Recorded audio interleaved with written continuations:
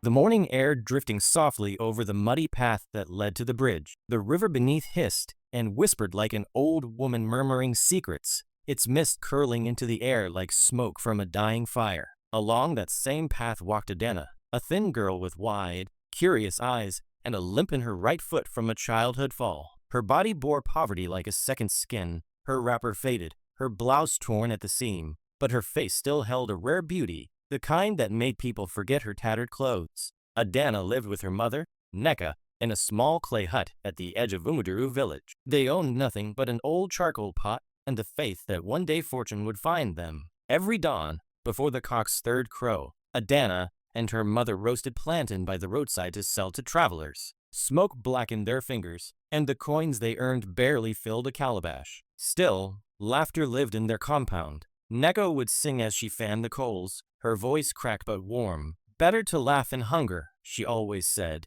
than cry in comfort you did not earn. But time had a way of testing laughter. When Neka's health began to fail, the sound of her cough echoed across their hut like wood snapping under pressure. Adana sold more, worked longer, and prayed harder. Her dream was simple, to marry into a family that could help her mother. Not for vanity, not for greed, only to see Neka live longer, to wrest her back from the fire's smoke. Then came Obioma, son of Chief Anin, tall and proud, with a voice like drums at festival time. He first noticed Adana at the river when her wrapper slipped while she fetched water. She had bowed her head in embarrassment, but Obioma's eyes lingered. He visited again and again, bringing gifts, sugar, salt, sometimes meat, and soon declared that he would make her his bride. The village buzzed. How can a chief's son marry a plantain seller? Women whispered, maybe the river goddess favors her. Others replied. Adana could hardly believe her luck, but Neka was uneasy. She had lived long enough to know that sudden blessings sometimes carried hidden debts. One night,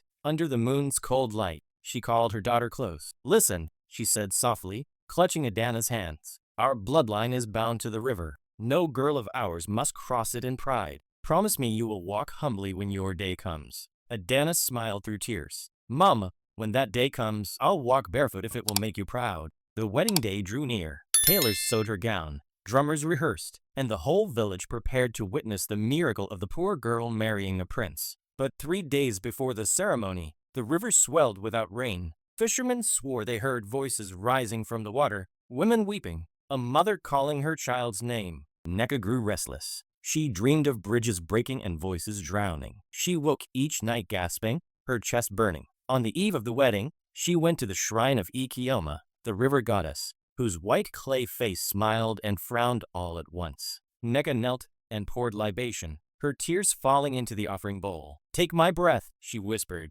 but spare my daughter from misfortune. The priestess watched her quietly, then spoke. Every bridge demands balance. To beat it, one must pay its toll, in pride or in blood. Neka's heart trembled, but she said nothing. She returned home and sat by the fire till dawn. Adana found her there, weary and pale. Mama, she said, you should rest. Neka smiled faintly, touching her daughter's cheek. May your steps be light, my child. And in the first light of morning, the drums began to beat. The village gathered. The river gleamed silver beneath the rising sun. Adana, radiant in her white gown, stepped onto the old wooden bridge that separated her past from her new life. Each plank creaked beneath her, but she lifted her chin, the laughter of the crowd pushing her forward. Halfway across, a gust of wind rose from the water. It whispered her name, Adana. She froze. The bridge shuddered. The drums stopped. But Adana, driven by love and destiny, ran the last few steps. She beat the bridge,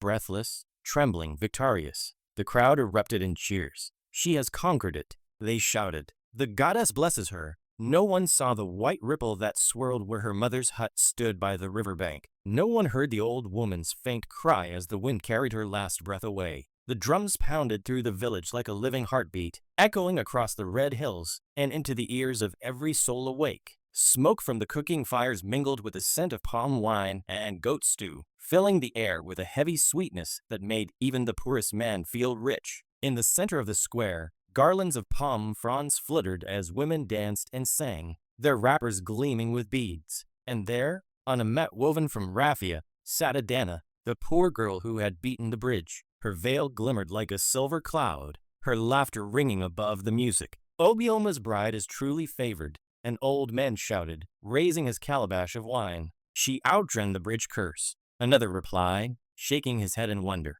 But among the ululations and drums, Adana's heart fluttered with unease. She could not stop remembering that voice in the wind, the way it had called her name just before the bridge moaned beneath her feet. It had sounded like her mother. She had laughed it away then. How could her mother be calling her from the river when she was home resting? Still, the thought followed her through the feast like a shadow that refused to stay behind. Obayoma, proud and broad-shouldered, lifted her hand. "My river flower," he said softly, "you have conquered what others fear. No bride in Umuduru will ever be greater." His smile was genuine, but his words carried the weight of the crowd's worship. To them, Adana was not just a bride. She was an omen of prosperity, proof that even the poor could be chosen by the gods. Behind the cheers, a frail boy from her compound ran breathlessly toward the square, clutching something small and white in his hand. He stopped at the edge of the crowd, gasping, his eyes wide with fear. In his palm lay a torn strip of cloth, Adana's mother's wrapper, wet and smelling faintly of river water. "Where is Neka?"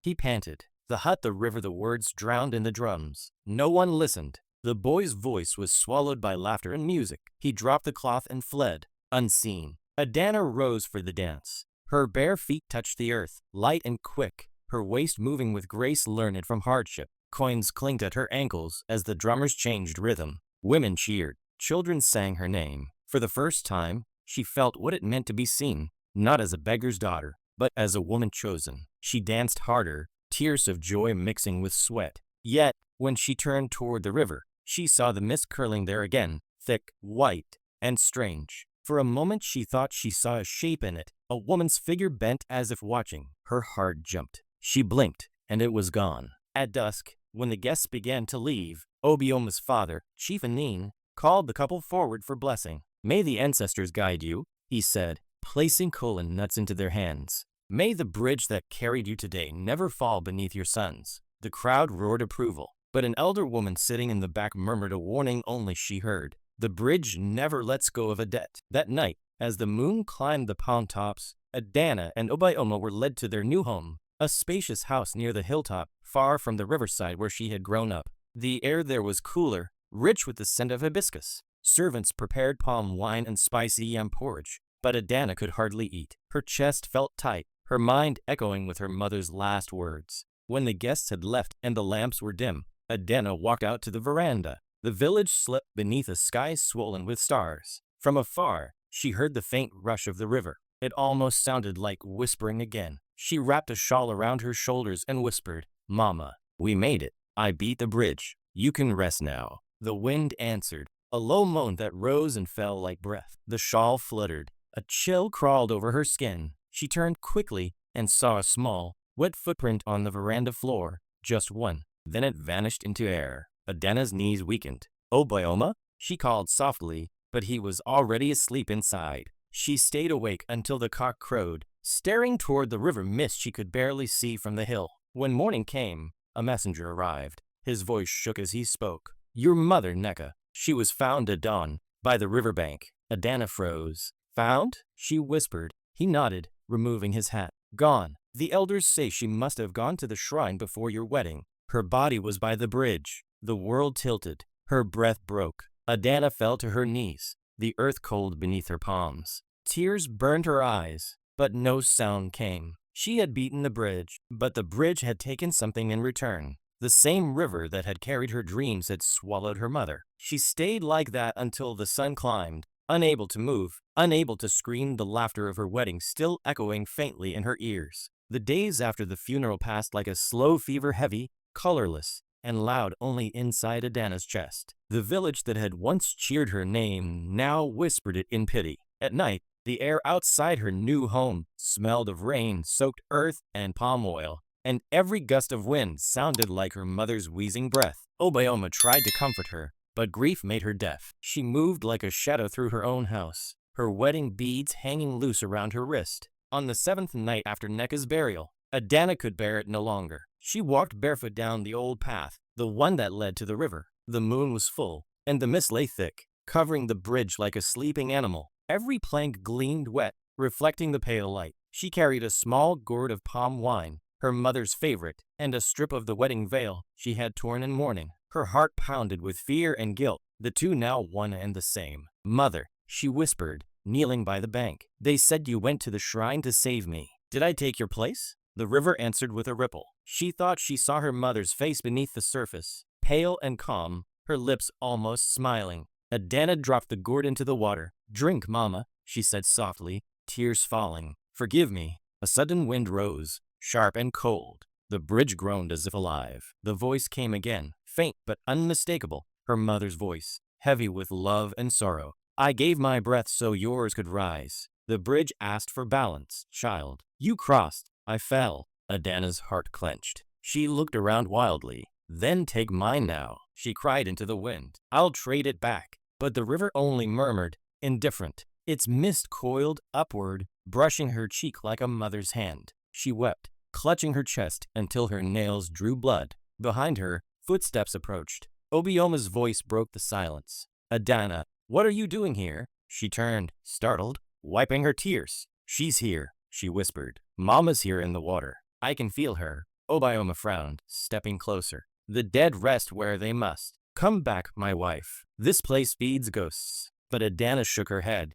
"I caused this. I ran when I should have listened. The bridge warned me." Before he could stop her, she stepped onto the first plank. The wood moaned slick beneath her feet. Obioma reached out. "Adana." She took another step. The river's voice grew louder, whispering, pleading. Her mother's name echoed through her skull. "Adana, go back." She froze. The sound was different now, not loving, but frightened. The mist thickened, swirling into a shape, a woman's figure, eyes hollow, arms stretched wide. Adana stumbled back. "Mama?" The apparition's lips moved, but the words came like bubbles. "Leave before the bridge remembers." A violent crack split the night. One of the planks snapped beneath her foot, plunging into the water. She leapt back just in time, falling into Obioma's arms. Together they ran from the bridge as the mist hissed and folded into itself. The river's voice died to silence. At dawn, the elders came to see the damage. The bridge's middle section had vanished, swallowed by the current. The priestess of Ikioma stood there, her blind eyes milky but knowing. "It is done," she said. "The debt is closed. The mother's breath sleeps. The daughter must live to remember." Adana fell to her knees. "How do I live with it?" she asked. The old woman tilted her head. "By carrying her truth, not her ghost." In the months that followed, Adana stopped wearing white. She built a small shrine beside her mother's grave and visited it at dawn, bringing flowers and roasted plantain, the scent her mother had loved most. Children would find her there, telling them stories of the river, warning them never to cross it without humility. The villagers began to call her Adana, the bridge keeper. She became both warning and wisdom, a living proverb about pride, love, and fate's price. Sometimes at dusk, she still heard the river hum like a lullaby, but the voice was gentle now, no longer mourning. And though she had beaten the bridge, she knew deep in her heart that no one truly conquers the gods. They only negotiate the cost. Every victory has its price. The wise count the cost before they celebrate. Would you have crossed that bridge for love? Tell us in the comments, and don't forget to like and subscribe for more stories.